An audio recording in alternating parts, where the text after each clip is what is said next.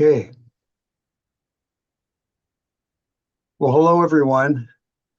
I would like to welcome each of you to this webinar on climate change and its impacts on soil fertility and food security, sponsored jointly by the Brazilian Soil Science Society and the Soil Science Society of America.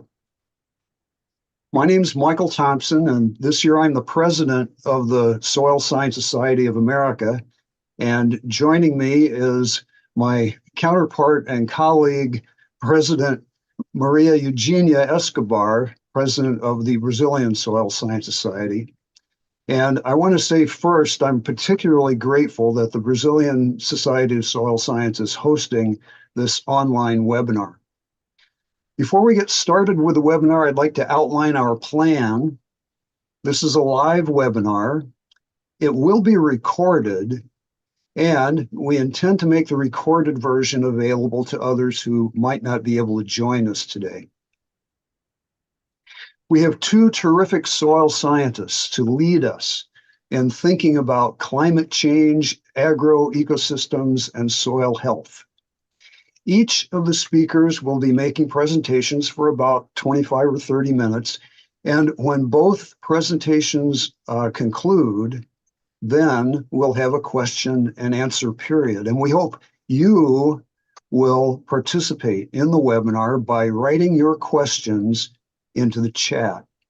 Then during the question period, and you can write your questions in at any time during the webinar, and then during the question period, the questions will be selected from those that you have submitted. And please, you can direct your questions to one or to both of the speakers as you wish.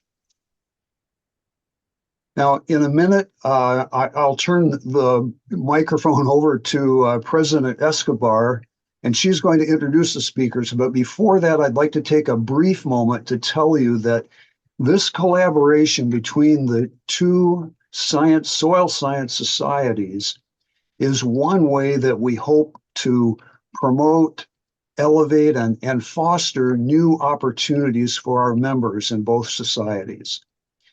You may know that earlier this year, the Soil Science Society of America published a book in the SSSA Soil Health Series. It's volume 3, Soil Health and Sustainable Agriculture in Brazil. It was co-edited by one of the participants, one of the speakers today. Future activities of the two societies, we hope, will link them together, and those activities are envisioned to include more webinars like this one, as well as joint symposia at meetings, special collections of papers and journals, and exchanges of scholars.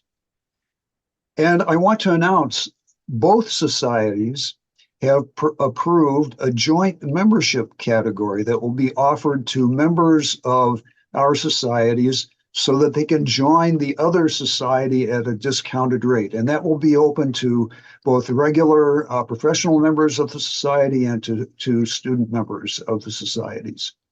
Joint members would then have access to nearly all the corresponding membership benefits of both societies.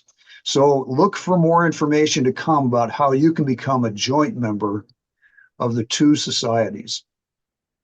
So this is an important beginning for our two societies of soil science, and it's an important beginning for soil science in general. It will be the first of expanded opportunities to grow professionally and to advance our understanding of how soils function in both North and South America. It's an exciting moment, so I'm really glad that you are here. Now, please let me turn the program over to President Escobar, who will be introducing our speakers. Thank you, Michael. Hello, everybody. As it was mentioned, this webinar was planned to celebrate the cooperation between the Soil Science Society of America and the Brazilian Soil Science Society. And for that, we invite a speaker from each society. Let me introduce Maria Silveira from the Soil Science Society of America. She is a professor of soil science at Soil and Water Science Program at the Range Cattle Research and Education Center from the University of Florida. She obtained her bachelor, master, and PhD degrees from the University of Sao Paulo, Sauca in Brazil. She did a postdoctoral studies at the University of Florida at Texas A&M before being appointed to the faculty at the University of Florida in 2006. Her areas of expertise include grassland biogeochemistry, nutrient management and water quality, and soil carbon sequestration, greenhouse gas emissions. She is a longtime member to the Soil Science Society of America and was recently named to the very high honor of Fellow of the Society. The title of her speech today is Managing Agroecosystems to Improve Climate Resilience. So, Maria, you have the word. Welcome. Thank you so much. Well, first I want to thank the organizers. This is a wonderful opportunity. I'm so happy to be here. I appreciate the invitation from the Soil Science Society, which is my home society, but as well as the Brazilian Soil Society. Thank you so much for organizing this. Also to the participants, thank you for joining us today. And let me start sharing my screen.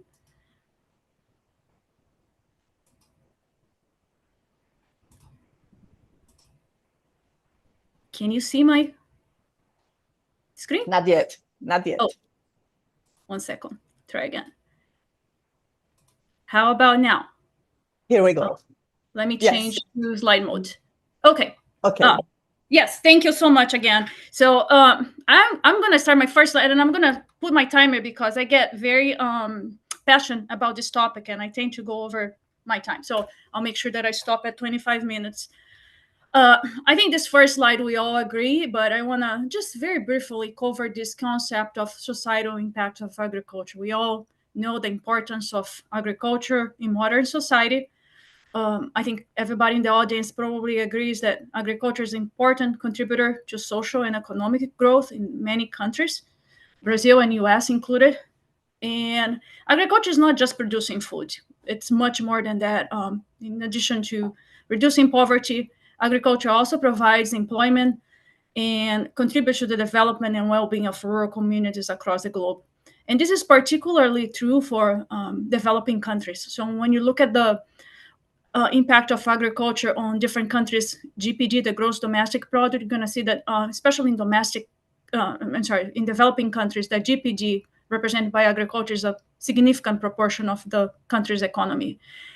So globally, agriculture represents about 4% of the global gross domestic product. Brazil and US, I think it's about 6%. Still a very important activity, not only from the social economic aspect, but it also has a lot of different implications. So because I work in the US, I'm going to focus a lot of my presentation on data from the United States.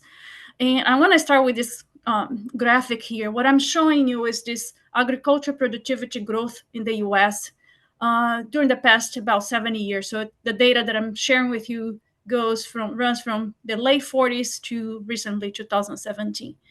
And what that total factor productivity growth means is the productivity divided by the inputs. So how much crop and livestock we produced divided by the inputs. And the inputs could be labor, land, and all the other inputs that are required to produce a crop or grow a livestock.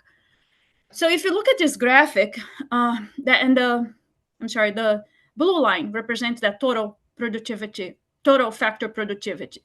So if you look at from the late 40s to more recently, that factor increased by a 3 order of magnitude. And it was mainly driven by increases in egg production. So we've been very efficient in terms of increasing productivity, despite some, if you look at, for instance, labor, there was a considerable decrease in labor involved in agriculture, as well as land use. So in other words, we increase productivity, but we also increase efficiency during this past 70 years. And I work primarily with pastures, cultivated and native pastures, but I'm using corn yield, which is completely outside my area of expertise, but I think corn reflects a reality that also applies to other grain and other croplands. So this is a little bit more recent data. So the past 30 years, if you look at corn yields in the United States from 1995 to more recently, the most recent data is 2023. When you look at that increase from 113 bushels per acre to about 183 bushels per acre. That's about 60% increase in the past 30 years. To me, this is incredible. It's a considerable yield increase in that relatively short period of time. And I put this slide together recently. So I looked at the National Agriculture Statistics Service, which is, we call NASS, is the source of a lot of this information that I'm presenting with you today. NASS is forecasting record high yields in 2024. So we are very effective at increasing yields.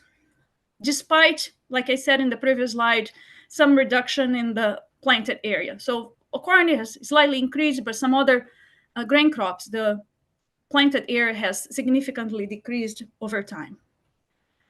So, but it's not all positive aspect. Agriculture faces many challenges in the US and in Brazil and many other parts of the globe. And this is by no means an extensive list of challenges, because I think this topic alone could be the subject of another webinar. But I'm going to use as an example the region where I work, which is in Florida. So a highly urbanized state. We have probably the third largest population in the country, in the US. So a lot of people crowded in a very small piece of, in a peninsula. So what that means is a lot of competition for water and other resources, land use. And most of the demographics has changed considerably. A lot of people now live in urban settings. And we have a lot of environmental regulations, a lot of society pressure to reduce the environmental footprint of agriculture. So those are all the factors on top of producing food that farmers and ranchers face.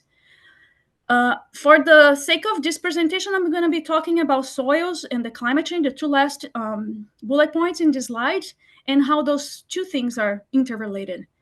And I'm going to start with climate change, because it affects all of us as a society, not only agriculture, but all of us as society. So I'm going to use this example. Those in the US probably seen this, and I don't know to what extent some of the news from the US are disseminated in Brazil, but Florida is notorious for having hurricane. So if you're planning a trip to Florida, avoid this time of the year. This is the peak of our hurricane season. So I'm using this extreme weather event, Hurricane Ian, that happened about 2 years ago, September 2022. And the map on the left-hand side of the slide shows the path of this major hurricane. Just to give an idea, I'm right in the center of this red ball. So the hurricane went through us, both my working location as well as my house, by the way. So some of my colleagues at UF, they put together this report. It was published last year, and the sources underneath the slide, where they estimated the economic loss associated with that one single extreme weather event. Keep in mind that hurricanes happen frequently, so we don't have just one in a season. We have multiple hurricanes. Sometimes even doesn't need to be a hurricane. A tropical storm can cause significant damage. So what my colleagues came up was that Hurricane Ian in 2022 caused about $8 billion losses in agricultural products. For some commodities, that was in the calendar year that Ian happened, but some other commodities like perennial citrus and some other perennial crops that extended over the course of many seasons. So a significant economic loss due to one extreme weather event. I can tell firsthand that I felt the effect of Hurricane Ian. This is my lab on the right-hand side. So we had a severe flooding damage in my location. We couldn't operate my program. We couldn't have access to the facility for a number of months because of flooding. So it's not only agriculture, but all of us as a society are feeling the impact of these extreme weather events that are happening and becoming more frequent. And like I said, it's not just agriculture that feels the impact of climate change. So this is, I highly encourage you, those who are interested in this topic, to read this paper that was published in Science in 2017. So what this author did was he calculated the economic damage of climate change per degree of temperature increase. So each of these dotted lines represent a county, and this region is the southeastern United States. So Florida is on the bottom of this picture. I don't know if you can see my slide. My mouse. But the redder the color, And so they estimated that economic damage, agriculture is one of the factors, but accounting for multiple factors, energy use, even increasing crime. So there's a bunch of factors that were taken into consideration to come up with these maps. And this is the projection that will happen in about 50 years from now. So 2080 to 2099. Some of us will likely not be around, but this is what the prediction is telling us. So, and the colors represent the percentage of county GDP. So you see areas like where I'm located, highly sensitive to climate change. So it's projected that about 15% of the GDP will be associated with economic damages due to extreme weather events. So like I said, yes, agriculture is one of the factors, but other factors. So the point that I want to make is that not only agriculture will suffer the impact of climate change, but all of us as society. So it's, as I think we all know, that as temperature change or temperature increases, agricultural yields are expected to decrease. So I don't know if you all share the same feeling with me, but I often go to scientific meetings and I see this statement, or especially students, agriculture needs to increase production to feed the world's growing population. To be honest, if I hear that, I probably will trying to find another presentation to go, because I think this is quite simplistic and also quite outdated. I think that the previous slide, the point I was trying to make is that in terms of production, we're pretty efficient. We've been trying to accomplish that increase in production since the start of Green Revolution. So I think this statement needs to be reevaluated. Two questions that come to my mind when I hear that. First of all, is that realistic? And if so, let's imagine there's no social, economic, or biophysical barrier. At what cost that will happen? So I think there's plenty of literature indicating that agricultural productivity growth alone is not going to solve that world's problem. There's other factors, much more complicated, political, food waste, you name it. So putting all the blame and the expectation on agriculture, I think it's quite unrealistic. And that's why I usually lose my interest when I hear those type of statements. So my suggestion, and this is the shifting the paradigm that I'm the title of this slide, is for us to take a different approach and realize that agriculture, like I said in the beginning, is much more than just producing food. So if we think that multifunctional approach, where yes, agriculture has to respond to the societal needs, but at the same time, we need to balance those needs with natural resources preservation and the well-being of rural communities.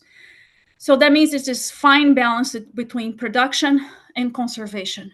By the way, I just want to mention those pictures on the right-hand side of the slide. Those were taken by a family, a rancher in Okeechobee County.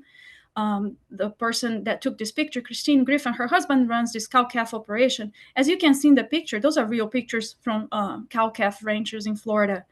These ranchers, this working landscape, provide a lot of important societal benefits. So wildlife habitat, water retention, water filtration, you name it. There's a lot of important ecosystem services associated with grazing land. So we need to make sure that individuals that are involved in agriculture are able to maintain that activity in a viable manner so we can all benefit from all these societal components. So how do we accomplish that? So if we change the shift from production to this multifunctional approach, we have to consider the agroecosystem resilience, which by definition is the ability of agroecosystem to respond to disturbance and maintain its structure and function. So I think there's two main components to this concept that is important. Is the ability to withstand and recover from a disaster, which exactly what I showed in that picture for instance, Hurricane Ian that affected Florida 2 years ago. So if you look at the literature, there's plenty of literature on resilience. Some are not necessarily agroecosystems, some come from other ecology, but in general, resilient systems are considered less vulnerable to changes. So again, the idea that more resilient are less variable. I think we all agree that's something positive. However, we're not sure as scientists, would that be aligned with farmers and ranchers' goal? So that was one question that we had. If we shift the paradigm, what are the likelihood that producers will embark in this journey and accept that concept? So we have one one social scientist that's helping us. It's interesting when you collaborate with colleagues from different expertise; they can bring different aspects, and there's been a very interesting contribution from social science perspective. So we have a advisory council in place for one of the projects, and we posed this advisory council with this very simple question: what will be the best, your dream goal in terms of managing your agriculture operation? And one of the things that came in common, and these are large operations in Florida, large agricultural operations, and one of the things that these different stakeholders indicated that would be ideal goal for them was to have less variable systems, so agriculture systems that don't change that much from year to year. So again, it goes very much along with that idea that more resilient systems are less variable, more predictable. However, it all sounds very interesting, but often this concept of resilience is used as a metaphor because it's just difficult to measure. And there's different approaches. There's studies that used crop yield as one proxy for resilience. There's been some more sophisticated approaches that take into consideration multiple factors, but the reality is that it's very difficult to measure. There's not a single factor that defines resilience, and oftentimes it's context dependent. So depending on the spatial and temporal scale, what resilience means can be completely different. So what I want to offer to deal with this complexity is, instead of focusing on ecosystem resilience, is to focus on soil resilience. And by that, I'm calling this soil functional integrity as a measure of agroecosystem resilience. So I'm not going to spend too much time, but this is basically explaining what I just said. We know that healthy soils sustain a number of ecosystem functions. So the functions are represented by these arrows here. And so healthy soils, they have a greater ability to buffer the system against the disturbance. And this disturbance could be different types of anthropogenic, abiotic, or biotic disturbance. So if you have good soil health, probably because soil health governs a lot of different soil processes, the likelihood of the system to resist to this type of disturbance is greater. And again, even soil health is a different concept. So I'm simplifying. I'm going to a very large, high-scale concept to something that's a little bit more easy to define. And I'm using here soil carbon as example because soil carbon is one of the key soil properties that governs soil health. So if you look at, and what I'm showing on this slide is the soil U.S. soils map. You see the different colors. If you look at particularly in the southeast, hopefully you can see my mouse, but it's this lower portion of the map here. There's a lot of yellow colors, and you probably cannot see what those yellow colors, but let me tell you, those are very poor fertility soils. From using our traditional fertility definition, these are the predominant soil orders in the southeastern United States are altisols, spodosols, and antisols. So we're not talking about the corn belts where the soils are rich. We're talking about very poor soils. And let me look at my time just to make sure that I'm not, okay. So in general, they are very sandy, acidic, low nutrient content, very low ability to retain nutrients and water. So we go from flooding to drying very easily. And once you apply nutrients, those nutrients can be very easily susceptible to either leaching or erosion.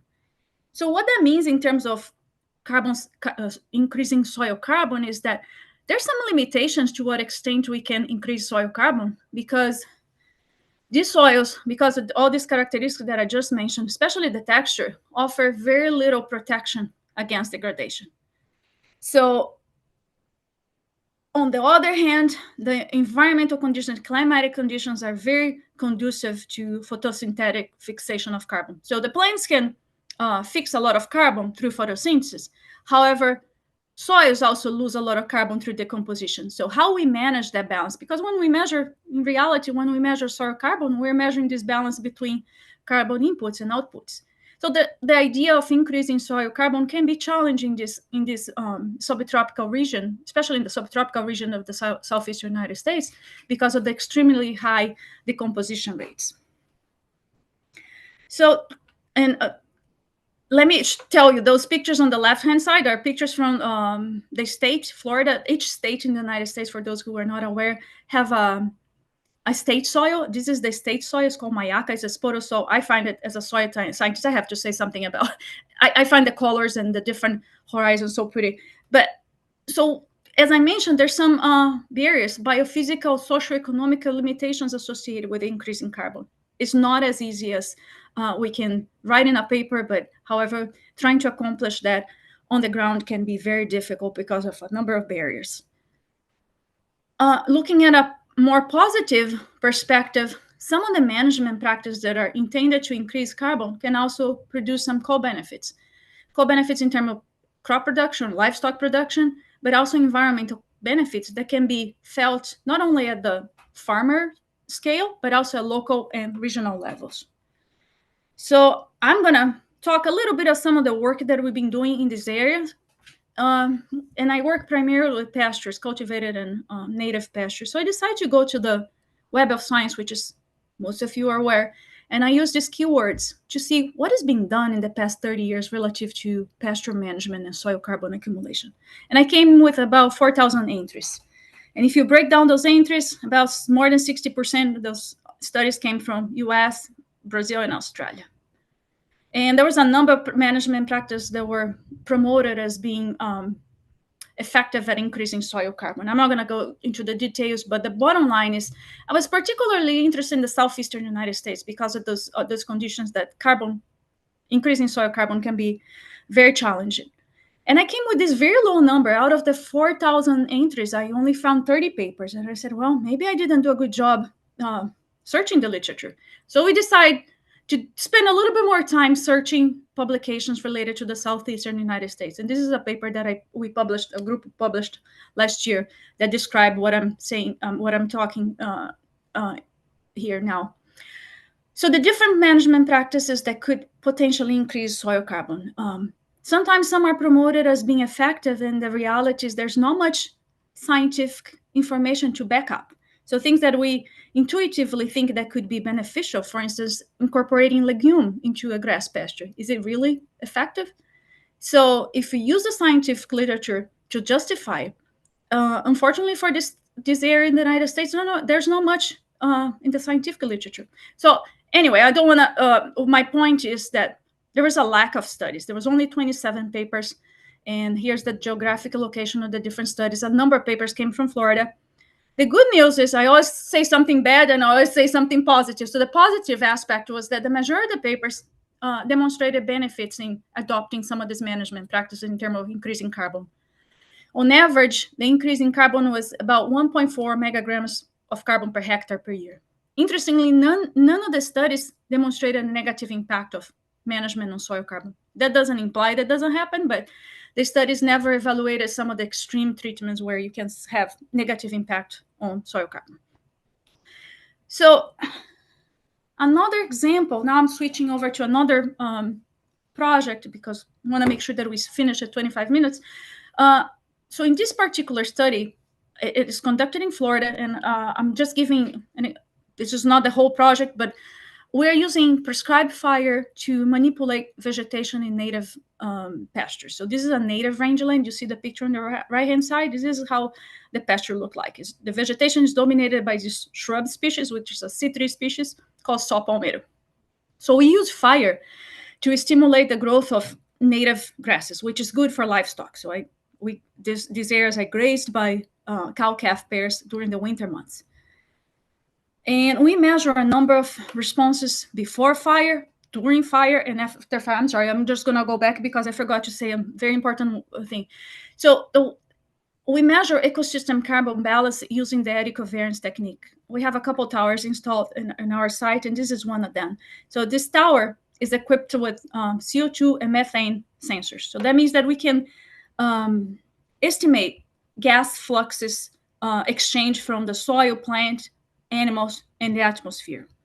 So that way, the goal of this project, this particular project, was to understand the impact of fire on ecosystem carbon balance. As I mentioned, we measure a number of variables. Just want to very quickly let you know, this is how prescribed fire looks like in this landscape. Ignore me talking on the back of the video. Oops. But the point is, what I want to show is how quickly that ecosystem recovers after fire. This is the same shrub species, the Saw Palmetto. This is the day of the fire. You see the pretty much entire vegetation was consumed. You come back 5 days, you see a lot of regrowth.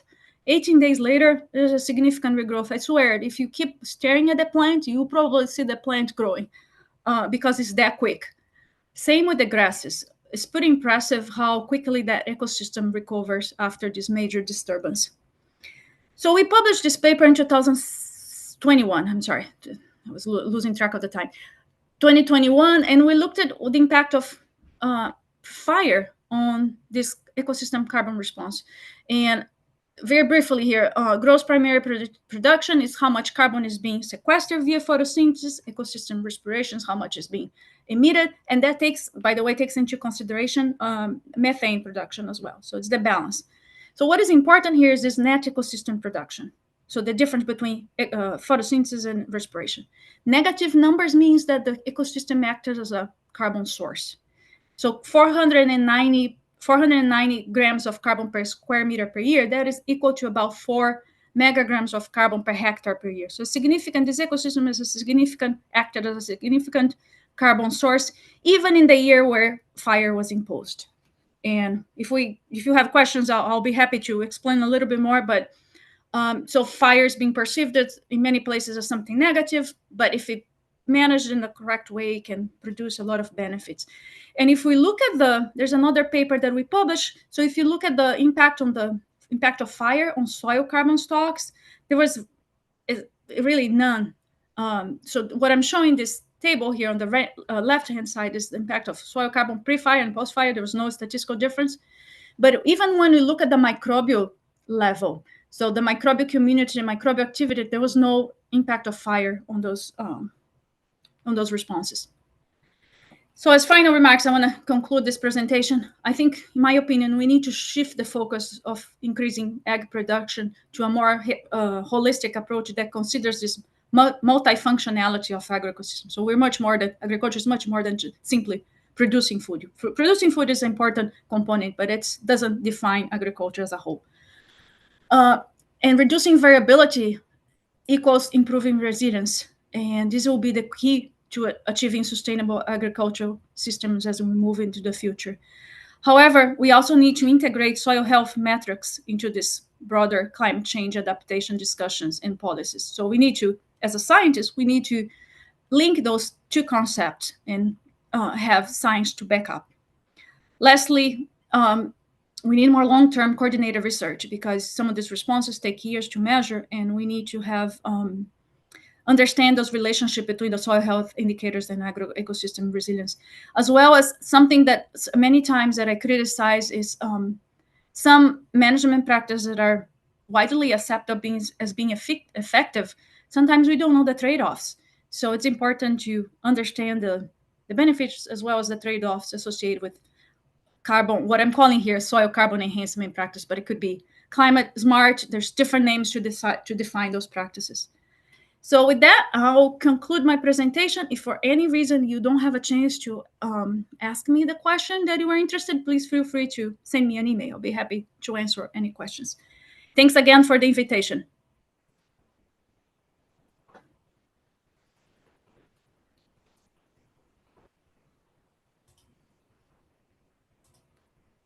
No. Okay, thanks, Maria. Very nice presentation and really interesting data that you show for us today. Now, representing the Brazilian Soil Science Society, I want to introduce Mauricio Querubin. Mauricio, he's a professor in soil management and soil quality at the Department of Soil Science, University of São Paulo, ESALQ, in Brazil. His research aims to quantify and understand the impacts of land use and management practices on soil health, carbon dynamics, and the provision of ecosystem services in agriculture and natural ecosystems. He is coordinator of the Soil Health and Management Research Group. He's a deputy director of the Center for Carbon Research in Tropical Agriculture and deputy director of the Nature-Based Solutions Program at the Research Center for Greenhouse Gas Innovation. He is listed as one of the most influential researchers in world science, is an affiliate member of the Brazilian Academy of Science, and is an active member of the Brazilian Soil Science Society. The title of his speech today is Soil Health, the Foundation for a More Productive and Resilient Agriculture. Mauricio, please. Thank you so much, Maria, Michael. It's a pleasure for me to be here, to be part of this historical moment for our societies. For sure, many people, many colleagues would be here representing our society, because that is a pleasure for me to be here today. So I will share my screen. I think it's okay. Let me put my clock.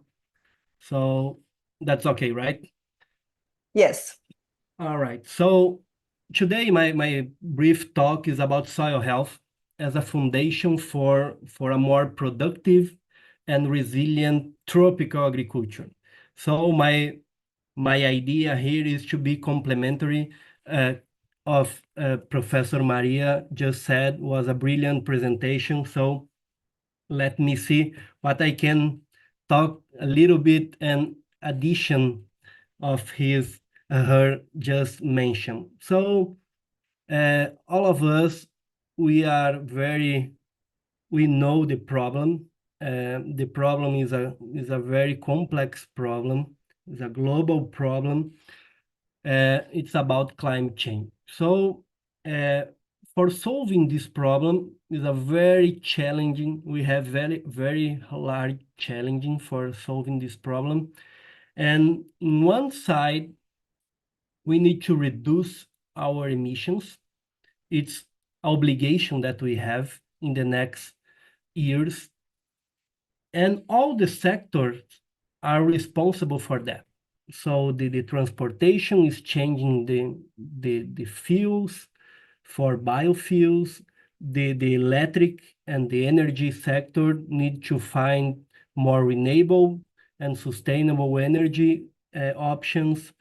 The industry is getting better and in a transition for a more technological standards. And of course, in agriculture, we have many opportunities to reduce the greenhouse gas emissions. So we have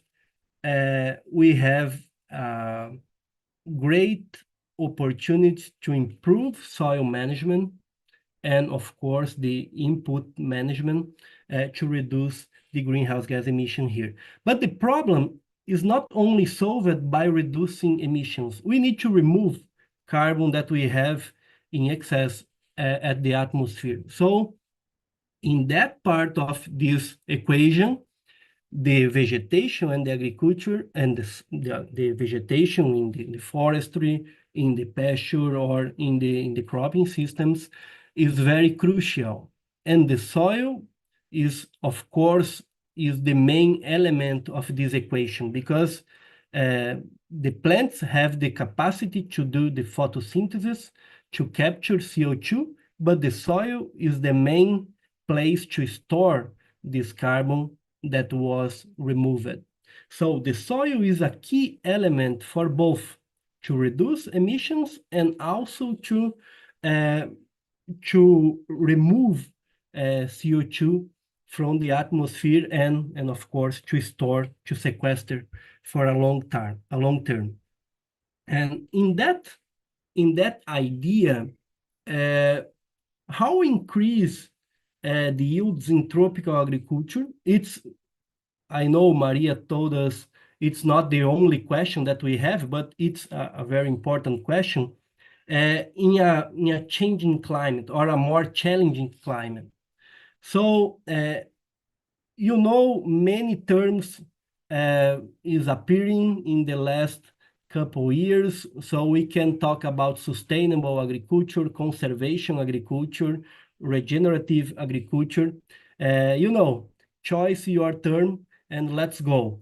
So one of most popular term that we are using in the last couple years was regenerative agriculture. And when we see the principles of this term is based on management practices to increase soil health and soil functions. So the soil is the base, and when we increase the soil health, we have the chance to have a lot of co-benefits in terms of biodiversity, in terms of crop yields, in terms of water retention, and also drainage. So the idea behind of this new agriculture is to be more efficient, sustainable, and of course, the word resilient. We need to be able to recover from the adverse climate condition or weather condition that we will have in the next decades. So based on that, we can go to the Google or Web of Science or Scopus and see the papers, and we can find papers like that as an example. When the soil is considering the base of the process, because all the process of agriculture starts in the soil, and because that we need to take a look more deeply on this topic. When we consider soil health, there is many concepts of soil health. US was one of the place that the concept start to become more popular. But in my opinion, soil health, of course, is the capacity of soil to function, but is a equilibrium, balance between chemical and physical and biological properties and process to provide condition for the plant. When we talk about agriculture perspective, to provide condition for the plants to produce more, and of course to be more stable along of the years. It's the resilience concept that Maria just mentioned for us. So the idea is, when we have a suitable climate or weather condition in a field, we can see healthy soils producing the records, the high yields, and not so healthy soils producing a good yields, a comfortable yields for the farmers, because the weather is a big driver of the process. But the problem, in my opinion, particularly for us in tropical areas, is the adverse climate conditions. And unfortunately, this type of years will become more and more popular, present in our reality in the next couple of years. So in that type of year, we can see the difference, the yield gap become larger and more important for the farmers. In that case, the stability is very important. Maria just said one of the things that farmers like or desire is to have some prediction about the next crop, because they can plan the investment, they can plan what we can do for 2 or 3 years from now. So this type of condition become more frequently in Brazil, and of course in other parts of the world. And because that we need to to see how we can management the soil to improve the soil health condition. And for me, this is the slogan that I am using when I'm talking with farmers and extensionists and professors and students. The plant is the key of the process, but the soil is the safe, because it's the place where we can store our capital. Is the most important place. So the plant is able to capture the CO2, assimilating in his leaves or roots, but after the decomposition, part of this carbon become part of the organic matter, and organic matter is the key indicator of soil health, because they have interaction of chemical, physical, and biological components. So for me, the key for we increase soil health and also make the system a little bit more resilient is to invest in intensification of the system.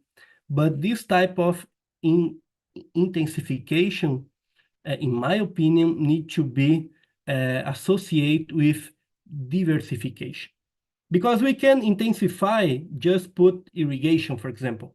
But for me, it's not enough. We need to put more plants in the system, because the plants can modulate the soil, and the soil have a positive feedback on the plants, and so on. So based on that, one of the main opportunities that we have in Brazil, maybe in US and other part of the world, is cover crops. Is one of the solution. Is not the only solution. Is not the silver bullet, but is an important technology that we have. And in Brazil, we have a very good climate to put this type of plant in specific windows between the cash crops, and we can produce a lot of biomass, above ground biomass, and also below ground biomass. It's really important for soil health. And more recently, we are learning every day the benefits of mixture or put together 2 or more plants from different families and genus, for example, grass and legumes and other families together to amplify the benefits. For many years, we focus on soil cover and erosion control when we talk about soil cover crops, but now we need to focus on other functions that can be improved when we use this type of plants. For example, of course, nutrient cycling, soil discompaction,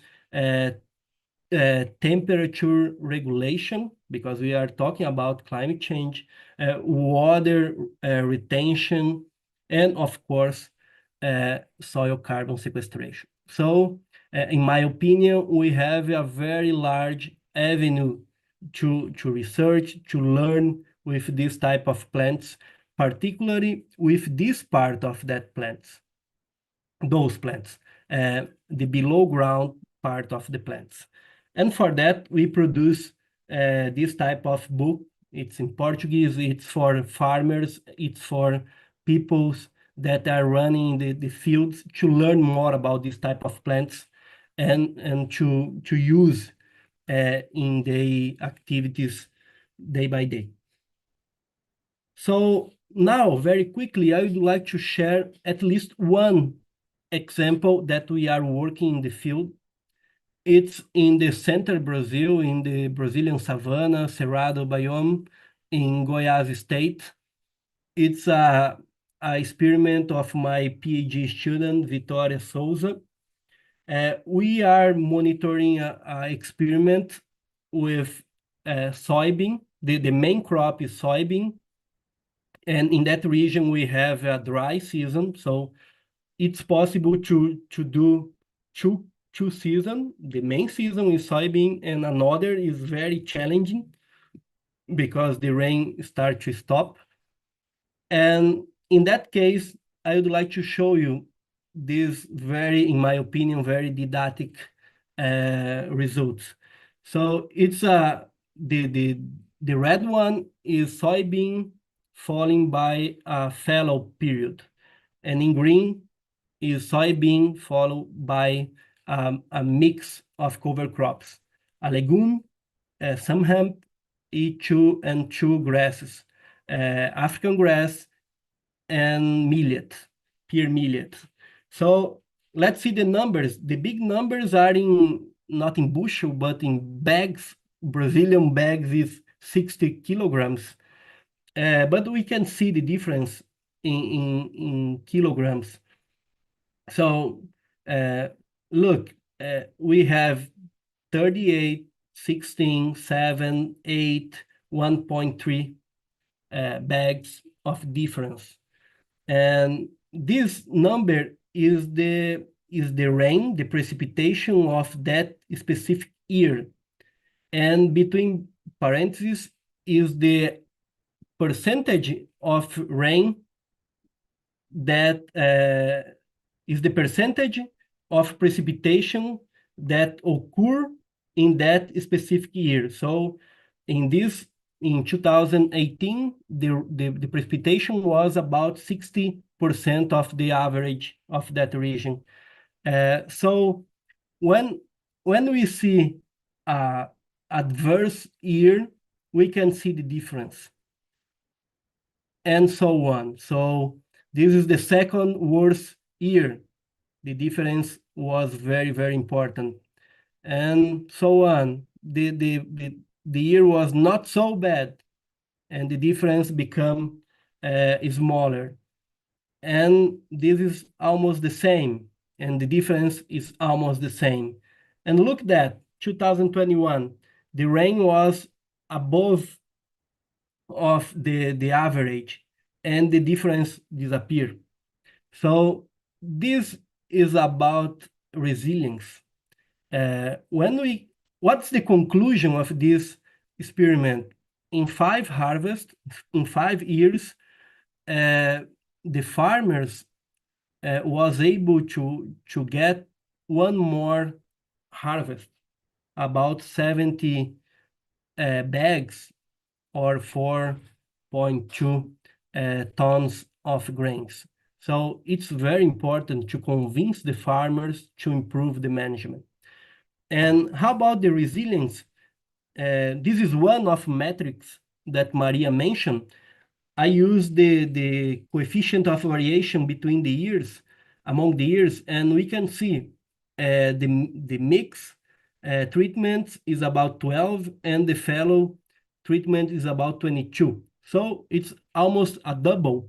The variation is almost double when we see the red bars in this experiment. So it's important because the crop yield is different, the carbon is different, the beta glucosidase is a more sensitive indicator, is different. So we have a lot of benefits on that, and much more benefits. For example, we have a low nematodes population in that type of treatment. We have less weed infestation and high nutrient cycling because we have legumes in the system also. So this is one example that we are learning a lot in the field. In this same place, we have more treatments. For example, soybean and maize with African grass, brachiaria, and only African grass and the mix. So the soil health index shows us when we provide more biodiversification, the soil health increase, and the crop yield also increase This is the average of 5 years that we have. And more important, the theoretical correlation is proved on the field. It's not always easy to prove the theory in the field. So when the soil become healthy, more healthy, the soybean produce more. So it's a positive correlation. Carbon explained 20% of yield change in that experiment. And also, this is important. When the soil become more healthy, or the coefficient of variation reduce. So as the soil become healthy, the stability of production increase. This is resilience.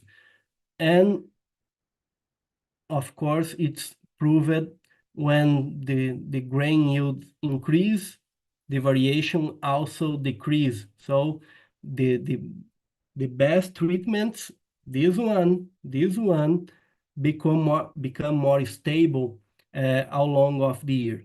And we have another auxiliary analysis about the climate, about the weather. And for example, this type of treatments doesn't respond to the rain. So it's a very important result because they are more stable and is not so vulnerable for the rain changes along the year. Another point that I just provide a flash here is integrated agriculture system. It's very, very important for us in Brazil. Actually, is a very common option for all of the world. I wrote here, it's a global opportunity to produce more in a more diversified way, a more sustainable way, and probably in a more resilient way. So we published a very nice review in Advancing Agronomy this year, show that there is a lot of system around the world, many different configuration and benefits that we can see.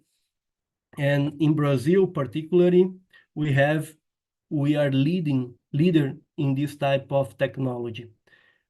As a Brazilian, we need to be proud about that because it's an evolution of no-till system, in my perspective, where we can put other components as animal or eventually forestry in the same area. And right now we have more or less 17 million hectares covered by some type of integrated system in Brazil. Different styles, different configuration, but in large scale. So if we have a global problem, we need to look for a strategy that we can scale up very fast. And of course, this type of system have been proven to be efficient in our condition because we have climate and soil and cropping system adapted for that in our case. And finally, to finish my time here, I would like to share very quickly some advance that we have in soil health assessment in Brazil. So the first one is a just launched soil health kit for on-farm soil health assessment that we developed in my lab. My PhD student, Bruna Schubelbein, was the leader of this project. So the idea is to put all the stuff inside the box and go to the field. So after a long prospection of methods and develop our own methods, right now we have seven indicators that we are able to do in the field. The idea is to provide a very cheap device for the farmer and to do all the analysis in the field in 1 hour, 1.5 hours the maximum 2 hours. So you have the chance to do the analysis and to get the results on the field. This is the idea. So some physical indicator, some 1 chemical and 3 biological indicator. And the idea, we provide a user guide in the box. Is a physical book and also a ebook. There is all the step-by-step procedure to do the test in the field. And if you do the 7 test, you can calculate a soil health index. If you want, you can scan a QR code and open a form and type the data and send an email, and you will receive a report by email in seconds for each indicator and also for a very integrated soil health index. So we just launched. We are applying different parts of the country. We are very happy with the results until now.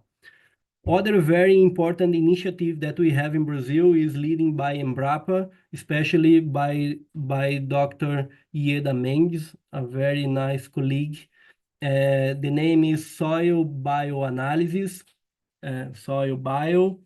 It's a very nice program because they establish a very standardized protocols for soil sampling and for analysis in the lab.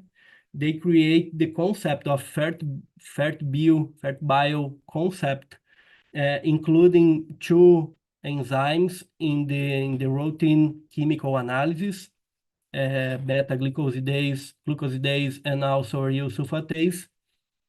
And not only include the enzymes, but create a approach to calculate some functions and also a soil health index also. It's different because to provide a report for the farmers with different perspective, not only the nutrients, but also talking about soil functions. And other important aspect of this program is the commercial labs are being trained to be part of a network. So right now, more than 30 commercial labs are working with this type of analysis. They are providing the reports, soil health reports, more than 30,000 samples was already collected, more than 1,000 municipalities was involved right now in this program, national program. So I'm also proud to be part of this program as a colleague of Ieda. So it's very, very important for us in Brazil. And finally, we just launched a very new Brazilian soil health partnership. I'm leading this movement. We launched in last April here in Piracicaba, so I invite many colleagues. It's open for new colleagues that want to join us. Right now, we have 45 colleagues. The idea is to create a national alliance to talk about soil health agenda in Brazil and to organize some robust or fostering some activities on research in network and also dissemination and innovation related to soil health. And of course, to connect this topic more and more with farmers, the productivity sector, and of course, the government also. For example, one product of this alliance will be a very nice book for the next conference of parties, the COP 30 in Belém in 2025. The role or the relevance of soil for climate change mitigation and adaptation. So this is one outcome of this national alliance. And as Michael mentioned, we just published in the beginning of this year this book. I'm very proud to be one of these editor, and for us in Brazil is a very important reference, because if I'm not wrong, it's the first book about soil health.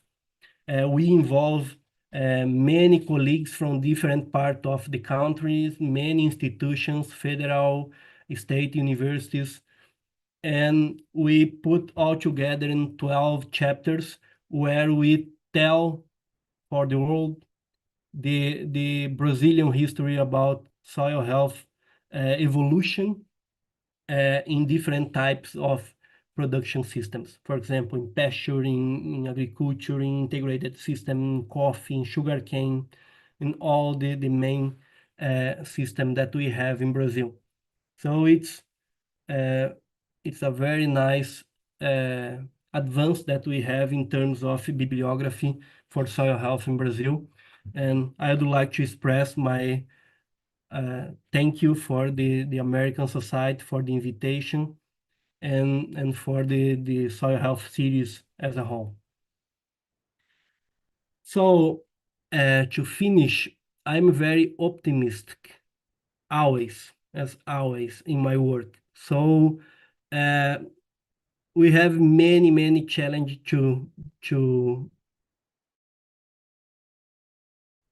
overcome in the next couple years, but also we have many opportunities to evolve in the same time. So this type of agriculture, the new way to think about agriculture, I'm considering a platform for a better future.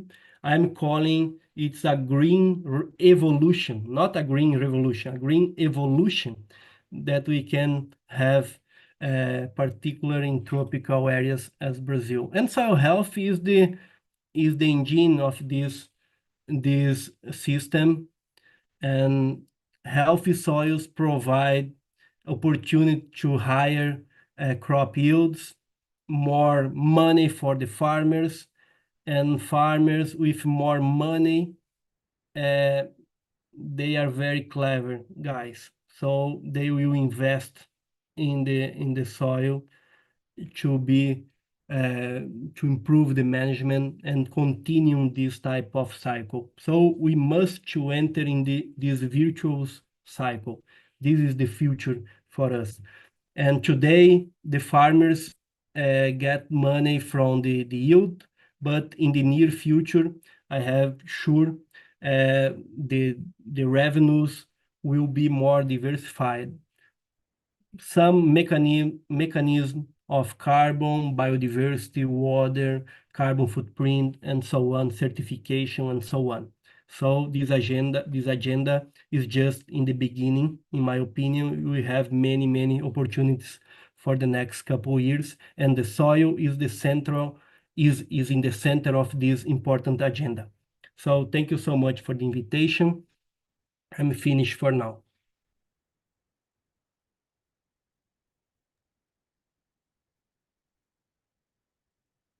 Thank you, Mauricio, for your presentation.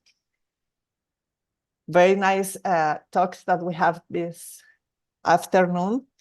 I want to thank both of you. Well, I am pleased to announce that we have some questions for you guys. I will select some of them for you. The first one, this is for Maria. This question is from Elaine Araujo. She asks, what do you mean when say resilient system? What I mean by resilient systems that are more predictable, that don't change, don't vary in terms of production as affected by drought or any extreme weather event.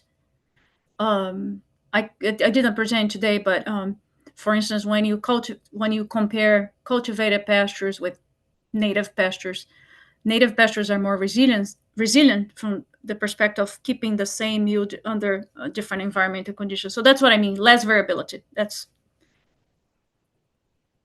Okay, thanks. We have a question from Kelly Klein. I think this is for both of you. About food security, we cannot ignore the nutritional composition of food.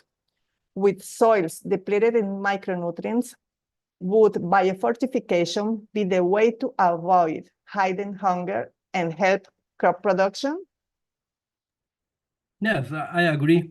Actually, we have many, we need to increase our knowledge and implement many different strategies to tackle, to combat food insecurity. It's not only a question about the quantity, but also the quality. So for sure, biofortification is one of strategy, but before that, in my opinion, we need to make the field less vulnerable.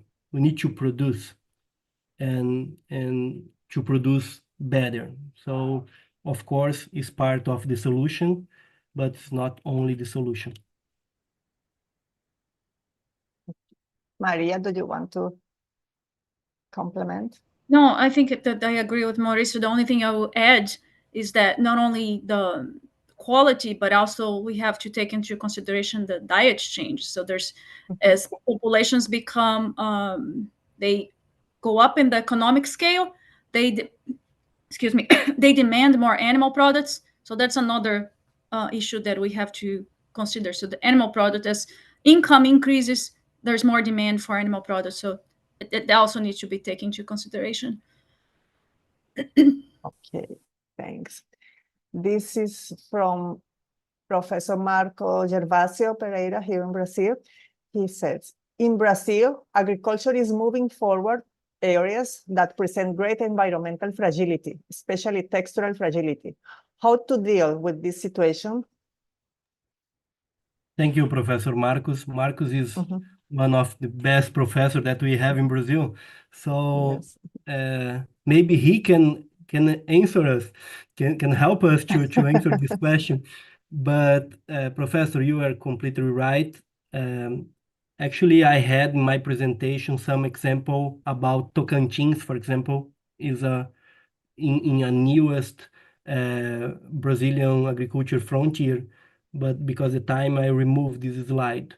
And my experience in that type of soils is pretty the same that we have in good soils in Goiás, for example.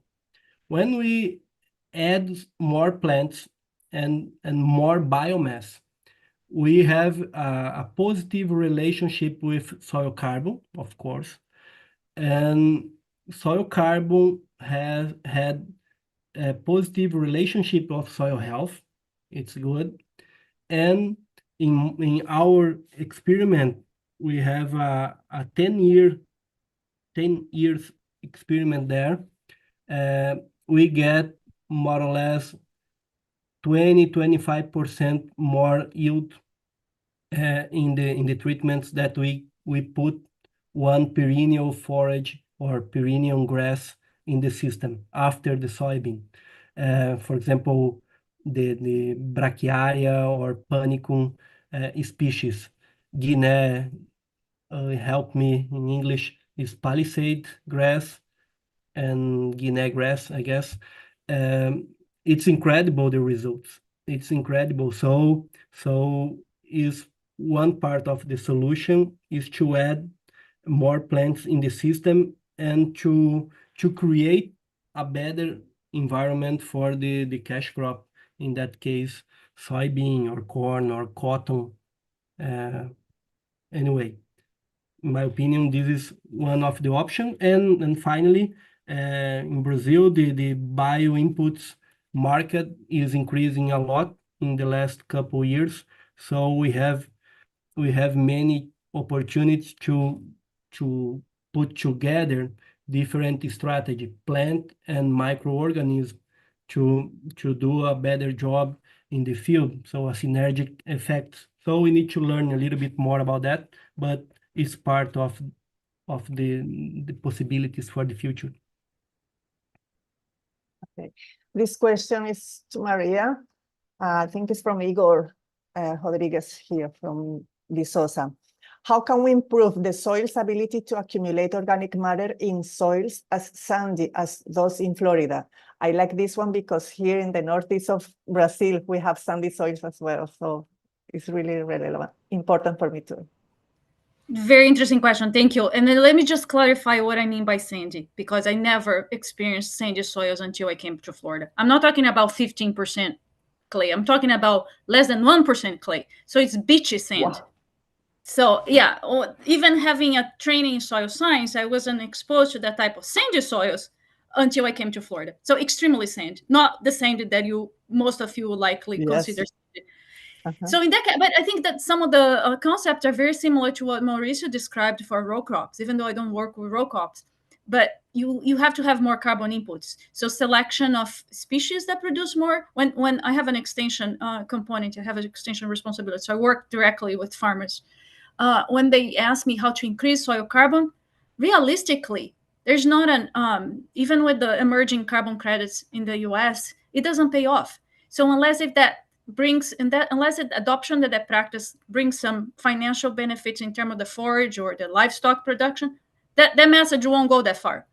So it's producing more forage, using the species that are more adapted to the specific conditions, grazing management, how you manage the animals into a particular area. So those are the factors. More carbon input, less disturbance. That's the equation that we use to increase carbon. And it is possible. So we have studies that shows 50% carbon increase over the course of 20 years. So it takes time, but it is doable. Excellent. This is from Professor Lucia Anjos. What is the part of extension services in the process of presenting these new techniques to farmers? Are there plans for training the extension professionals with materials in Portuguese? Thank you, Professor Lucia. For sure, the book that I mentioned, I show very quickly about cover crops. It's in Portuguese. We translate the way we write papers to a way that farmers understand. So we change the language of this type of publication. And in my opinion, I'm investing more and more time on that type of materials. Of course, we invest a lot of time in scientific papers. We have a lot of students work on that day and night, but we publish many papers in the last year, but nothing are compared to this type of book. The capillarity across the country is incredible. It was the book with the largest number of downloads of University of São Paulo in 2 months. And when it's open, it's free. So someone make the downloads, put in WhatsApp, and it's explode. So this is the idea, to release for many people as possible. So answer the question, for sure, I'm very concerned about that, and we are working in many strategy to translate the science and technical language to communicate better with the farmers. We need to improve this type of service in Brazil. And so it's books, it's podcast, is the kit for the farmers doing the analysis in the field. So many strategy is connected with the extension part of the process. And also from Professor Lucia, she says, complementing, it would be interesting to have some comments from Dr. Maria Silveira or Michael on the integration universities and extension services in the United States. So I think this is for both of Americans here. Michael, you want to start, or do you want me to? We both work in land grant institutions. Mm-hmm. So we both have the... Michael, yes. Thanks. We both have the extension mission as part of our responsibility. So, Michael, do you want me to start, or would you like to start? Doesn't matter. Well, I'll start by giving you an example. Tomorrow, I will be going to a meeting that is taking place about 8 miles west of where I live, and it's called the Farm Progress Show. There will be it's a 3-day show, and there will be about 150,000 people attending that show over the 3-day period. I will be there for just 1 day, but my job is to demonstrate how a Giddings hydraulic soil sampler works, to collect soil samples and demonstrate to the people who are at the show what we are looking for when we are collecting samples, how we identify how much organic matter is in the sample, how we measure bulk density, how we combine the concentration of carbon with the bulk density to come up with a calculation of the stock of carbon in the soil. And then we'll be talking with farmers and others who come about how the concentration of carbon varies over the landscape, that you just can't take a sample anywhere. You take a sample at points that you know why you're taking a sample at that particular point. So that's an example, at least from a very personal and immediate example for me, of having the opportunity to talk with land managers who every day are very interested in storing more carbon in soil, but it's not a simple thing to measure, and that's part of our message for those people. Just want to very quickly compliment Mauricio for the work he's doing. Extension exists in the United States for over 100 years. So this is something that, so I'm very happy to see that all those efforts, very interesting, and want to compliment you for the work that you are doing. Perfect. And I think that this, well, or hopefully this partnership or agreement between both societies can open new collaborative efforts for both sides. That is one of the intentions for this agreement. I think, just one more question from Ingrid Antonia. What are the main gaps in research to integrate sustainable agricultural systems with climate change? May I can start and Maria finish? It's a very tricky question. It's not easy to answer. We need to make a great reflection to understand what is the gaps. But in my opinion, I'm investing a lot of my time to travel in different regions of Brazil right now, to attending some technical events, not only scientific events, to talk with farmers and consultants and people in different regions, to understand the context. And what I am learning, carbon is not so how can I say in English? It's not so easy to understand carbon as is easier to understand about phosphorus, calcium, magnesium, and potassium for a farmer, because they are very, very accustomed to put some phosphorus fertilizer and to see the results in the soil analysis very quickly. And they know the amount they put, they expect the results, they see the results, and the crop respond to that. So it's easier, it's tangible. But carbon is different.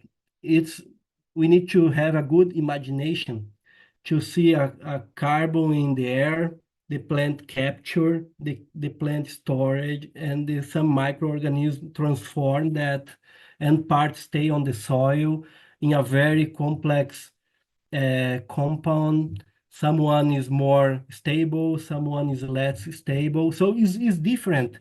And the farmers want to see the results, and the results take times to see.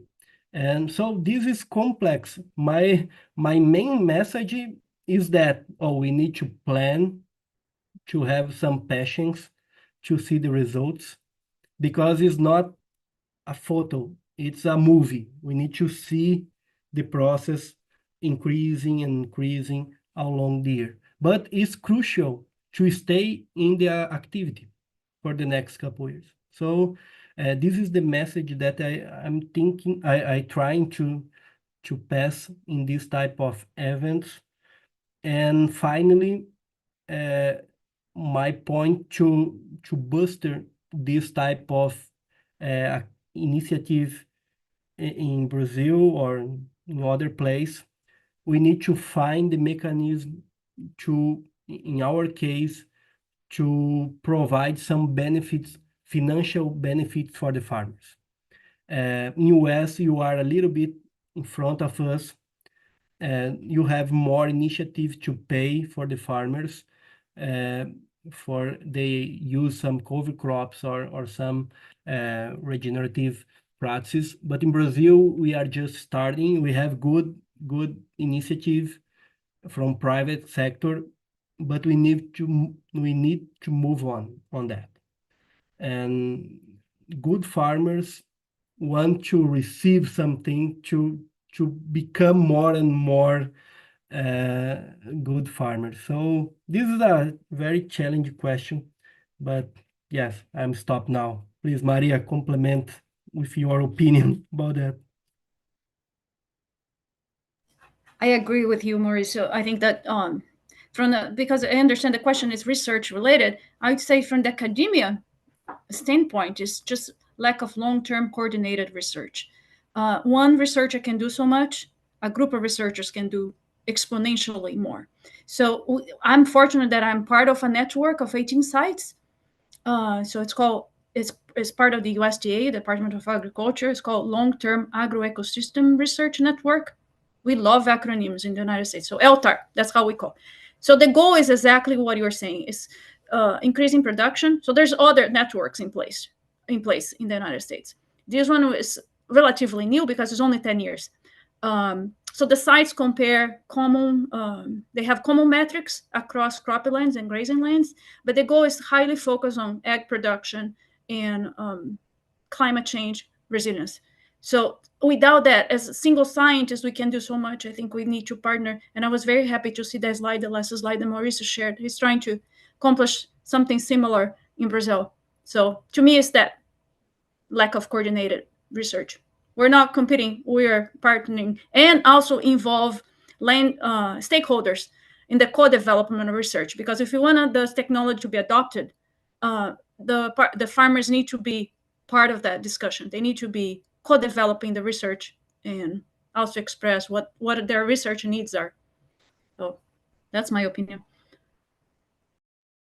Okay, well, I think that we could be here for longer because more questions will appear, but we cannot. And I invite for people to ask or send you emails. I think that both of you share your emails and they can contact, and it will be possible for that. So at this moment, I would like to thank both of you for accepting to participate today in this webinar. Hopefully the first of several activities that we can have in mind to consolidate this partnership. Also would like to thank the working group of each society for all the effort and dedication that made this moment possible. Thank you to all of you. Michael, I don't know if you want to say something else, but I think this is enough for me. Thank you so much. Yeah, I just want to echo the thanks. A lot of people have been involved in getting this effort going, and it is the first of what we hope will be many efforts. to increase the opportunities for collaboration, cooperation between members of our two societies. And I know we in the United States are really looking forward to that. So thank you to everybody for your participation in this meeting. Thanks to the speakers and to the organizing committee, to the IT folks, and to those who have attended. Thank you for being here and joining us for this. Thank you so much. Thank you. Bye-bye. Bye-bye, everybody. Bye-bye.